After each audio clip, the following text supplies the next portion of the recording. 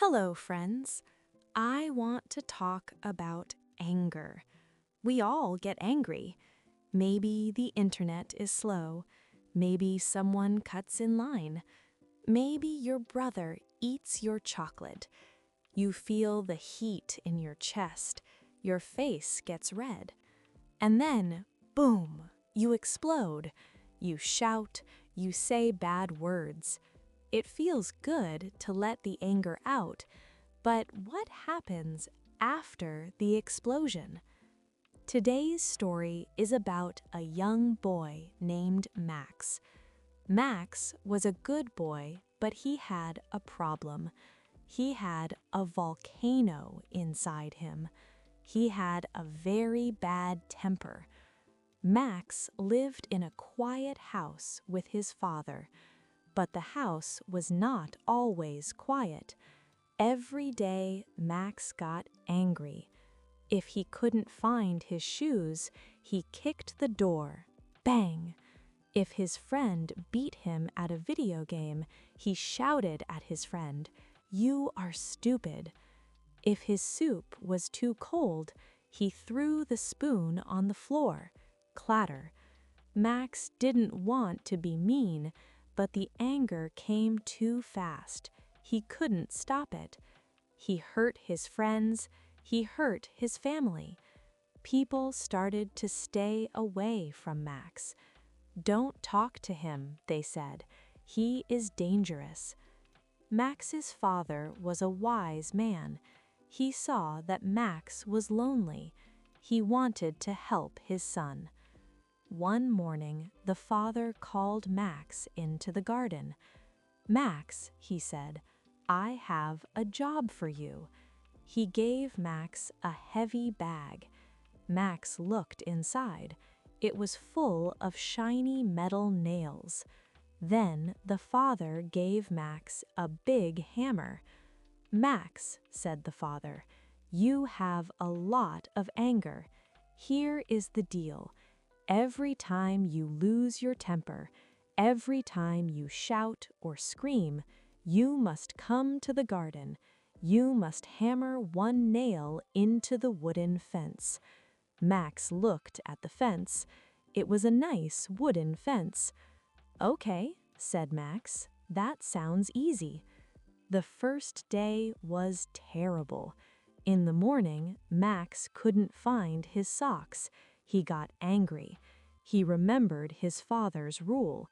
He ran to the garden. He grabbed a nail. Bang, bang, bang. He hit the nail hard. He was angry at the nail. At lunch, Max spilled his milk. He got angry. He ran to the garden. Bang, bang, bang. Another nail. In the afternoon, his internet stopped working. Bang, bang, bang. By the end of the first day, Max looked at the fence. There were 37 nails in the wood. 37 times he got angry. Max was shocked. "Do I really get angry 37 times a day?" His arm was tired from hammering. The next day, Max got angry again. But then he thought, "If I shout, I have to go to the garden. It is hot outside, the hammer is heavy, I don't want to walk there." So he stopped himself. He took a deep breath. He didn't shout. He saved himself the trip to the garden. That day, he only hammered 20 nails. The next day, 15 nails. The next day, 10 nails. Max discovered a secret. It is easier to control your anger than to hammer a nail. It is easier to hold your tongue than to do the hard work. Weeks passed. The fence was full of nails. It looked ugly. It looked like a metal porcupine. But Max was changing. He was calmer. Finally, the day came. Max woke up. He ate breakfast. No shouting. He played a game. He lost. No shouting. He went to bed. He ran to his father. "Dad, Dad," he shouted, "today I hammered 0 nails. I didn't get angry once." The father smiled. "I am proud of you, Max. You have learned to control the fire." Max felt strong. "Can I take the nails out now? The fence looks ugly." "Not yet," said the father. "We have a new rule." "What is the new rule?" asked Max.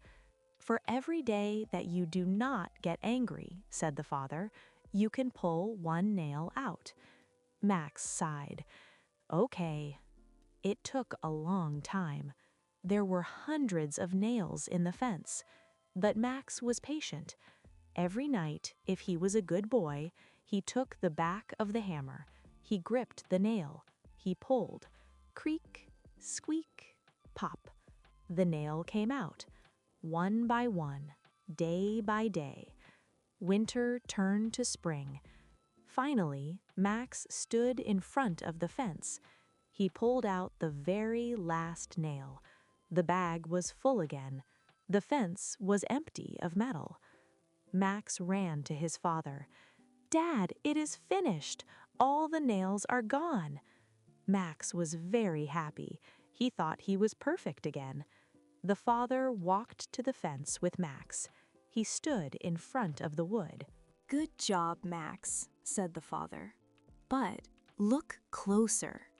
Max looked at the fence. The nails were gone, but the fence was not the same. All over the wood, there were holes. Deep, dark, ugly holes. The wood was scarred. It was rough. It was ruined. "I don't understand," said Max. The father put his hand on Max's shoulder. "Max," he said, "look at the holes. You pulled the nails out. You said sorry. You fixed the mistake. But the hole is still there. When you say mean things to people, when you shout at your friend, you leave a hole in their heart. You can say, 'I'm sorry' 100 times, but the scar stays. A fence with holes is never the same as a fence that was never hurt." Max touched the rough wood. He remembered the time he called his friend stupid. He apologized, and his friend said, "It's okay." But his friend didn't smile the same way anymore. There was a hole in their friendship. Max started to cry. He whispered, "I didn't know. I thought sorry fixed everything." "No," his father said. "Sorry pulls the nail, but kindness prevents the hole." Max never forgot the fence. He still got angry sometimes. He was human. But before he spoke, before he shouted, he closed his eyes. He saw the ugly holes in the wood, and he closed his mouth. My friends, your words are like nails. They are sharp. They are strong. When you are angry, you want to hammer them into people. You think, "I will apologize tomorrow." But you cannot apologize away a hole. The memory of the bad words stays forever. So be careful with your hammer. Be careful with your tongue.